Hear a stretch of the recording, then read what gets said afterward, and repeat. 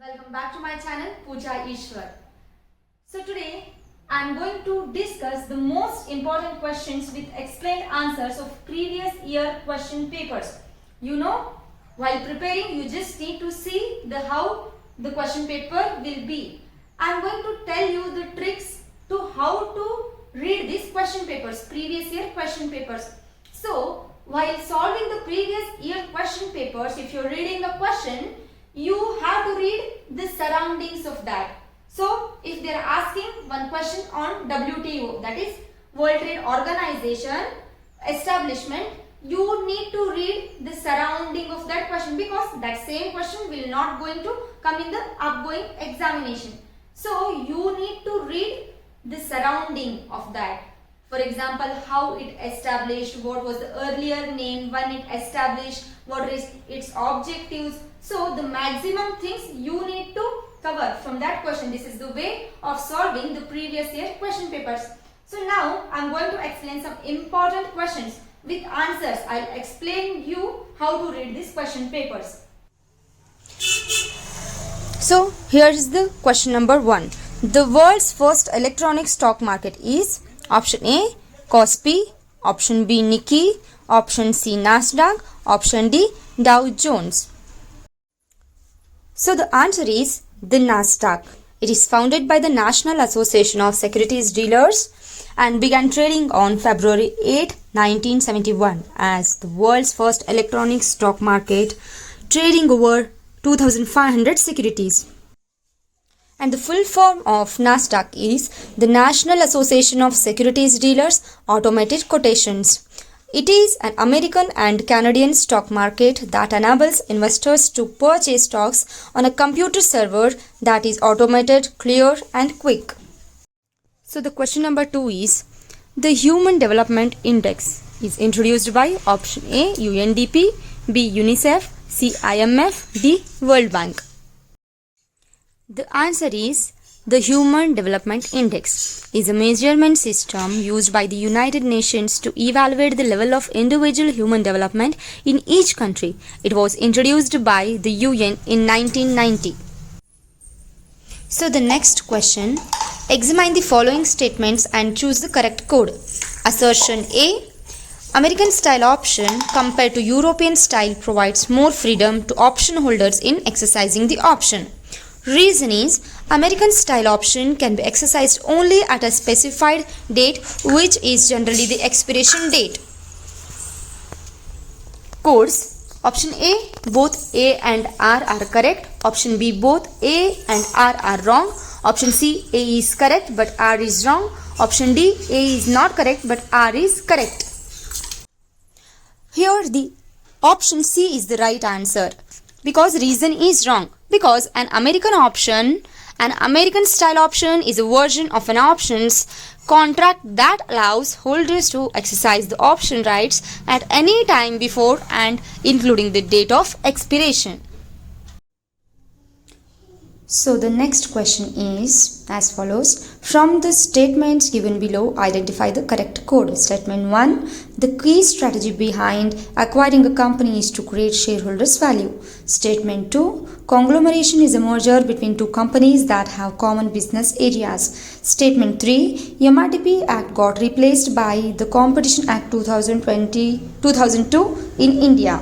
So the codes are option A. All the three statements are correct. Option B, statement 1 and 2 only are correct. Option C, statement 1 and 3 only are correct.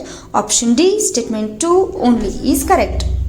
So the answer is statement 1 and statement 3 are correct, because in statement 2, conglomerate merger is a merger between firms that are involved in totally unrelated business activities. These mergers typically occur between firms within different industries or firms located in different geographical locations.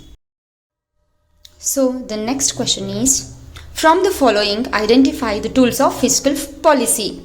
1. Public expenditure. 2. Open market operations. 3. Deficit financing. 4. Taxation. 5. Reserve requirements. Codes are option A 1, 3, 4 and 5. Option B 1, 2, 4 and 5. Option C 2 and 5.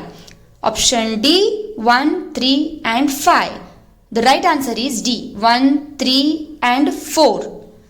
Because open market operations and reserve requirements are not a part of the fiscal policy. So, fiscal policy contains government receipts, government expenditures, taxation, fiscal policy, control inflation, public debt, transfer payments, controlling debt, fiscal transparency evolutions. So the sixth question is, the basic difference between a static budget and flexible budget is that option A flexible budget considers only variable costs but a static budget consider all costs. Option B, flexible budgets allow management latitude in meeting goals whereas static budget is based on fixed standards. Option C, a flexible budget is applicable for a single department only, but a static budget is for entire production facility. D is the right answer, that is, a flexible budget can be prepared for any production level within a relevant range, but a static budget is based on one specific level of production. Option D is the right answer. All the A, B, C are wrong. Option D is right. So the next question is, a retiring partner continues to be liable for obligations incurred after his retirement.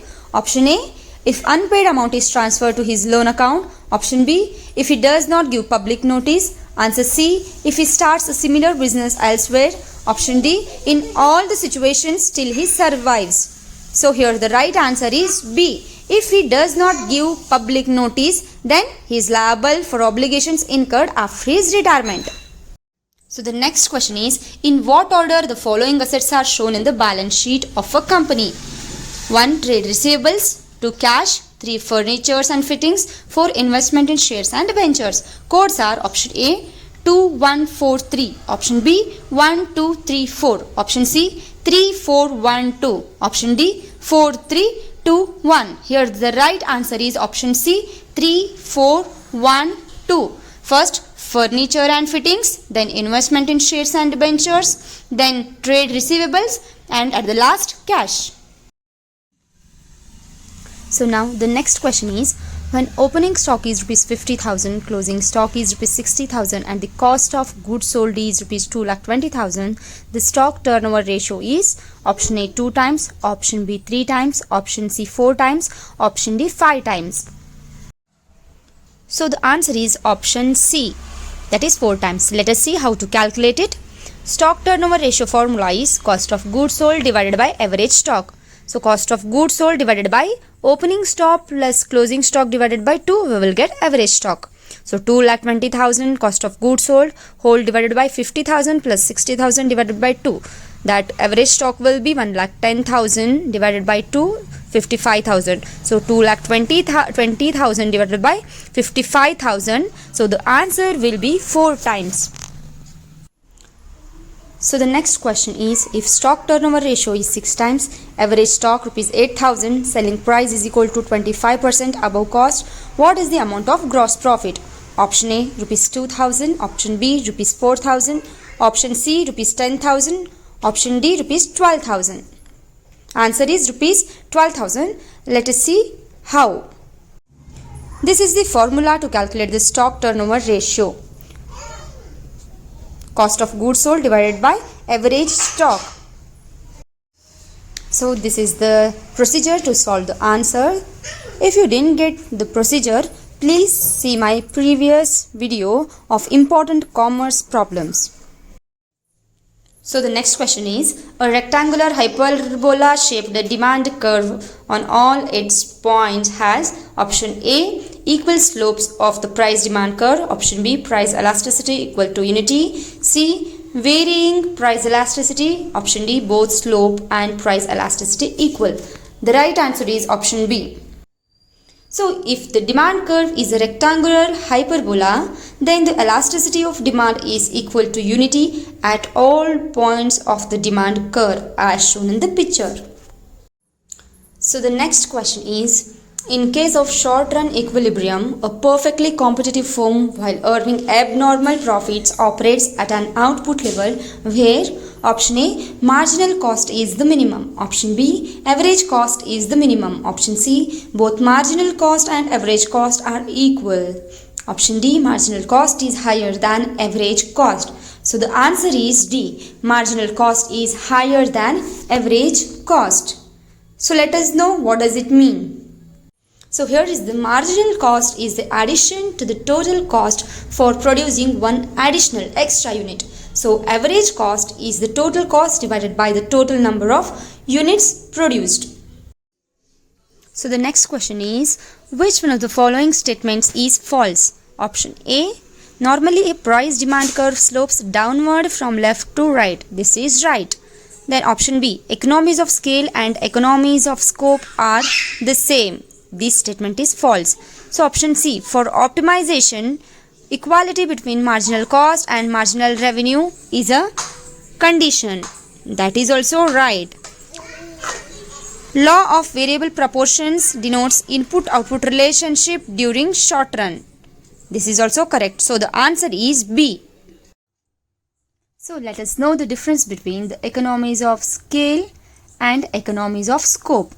So, economies of scale is a concept of economics that suggests that when a company reaches a point where the production cost is decreasing due to the bulk or high production, whereas the economies of scope is an economic concept that suggests that the production of various products can lead to reduction in cost.